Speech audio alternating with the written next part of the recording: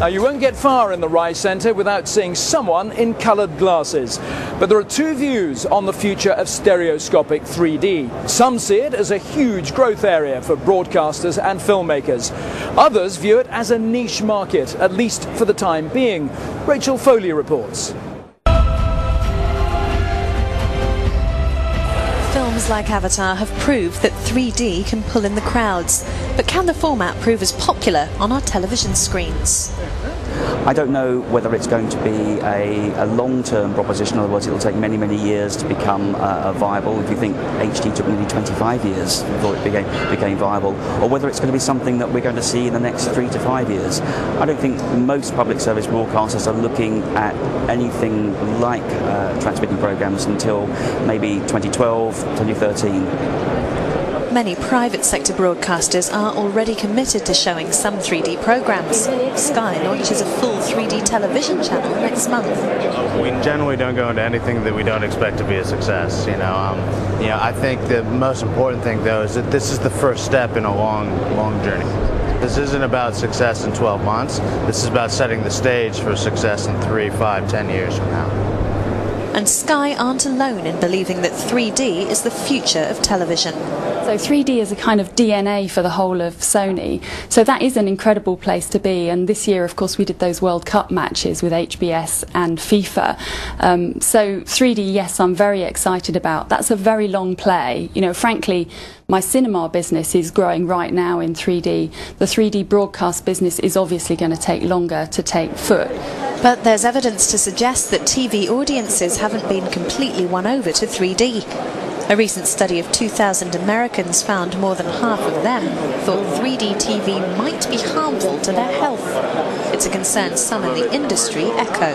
That we really have to be very careful and do more scientific studies of eye discomfort and eye fatigue, and that until we have those results, that we ought to be cautious about what we tell the public about 3D TV. If 3D TV is to become the norm, there's also a convenience issue to overcome. 3D TV is here now, but the ability to deliver it without 3D glasses is still some way off. The reality in the home, at least for now, if you want to get a good stereoscopic experience, you're going to have to use some type of eyewear.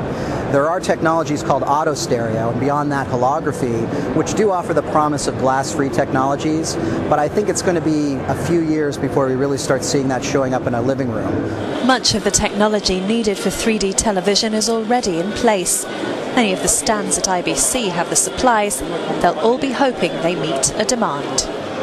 Rachel Foley reporting there. Well, 3D is a good example of an area within the industry where technology is leading the way. But is that how it should be? Surely it should be up to the customer to say what it is they want. Well, this very topic of technology versus demand was the subject of a conference session at IBC yesterday, and taking part in that were Kent Novak from Texas Instruments and Mike Short from O2. Kent, which way round is it at the moment, do you think? Well, I think it's really, you can take a look at technology. Technology clearly enables what can be done, but I think you can develop a lot of technology that people would not necessarily want to use. So in order for it to be done right, it's going to have to be enabling technology and then pulled through by the user experience or by applications. Mm-hmm. Mike, how do you see it? And do you think the consumer actually does have the power to demand what technology they're going to get? Of course, from an O2 point of view, customers come into store sometimes not always envisaging the future, but usually when they come in, they know pretty quickly what sort of device they want to connect to a mobile network. And then it's more a question of experiencing the technology of mobile to see what is out there, looking more and more at mobile internet and messaging, but also mobile video. We're moving from a verbal to a visual world of mobile communications. But, well, on that subject of mobile video, are consumers really happy with what they're getting? And really, do they really want to watch mobile video on a screen that size? Not all the screens are that small, but certainly on the new smartphones they're watching catch-up TV, more as clips rather than long form. I think in practice they're going to watch more and more video as more and more devices come on the market. But technology is enabling more and more, it's not holding it back.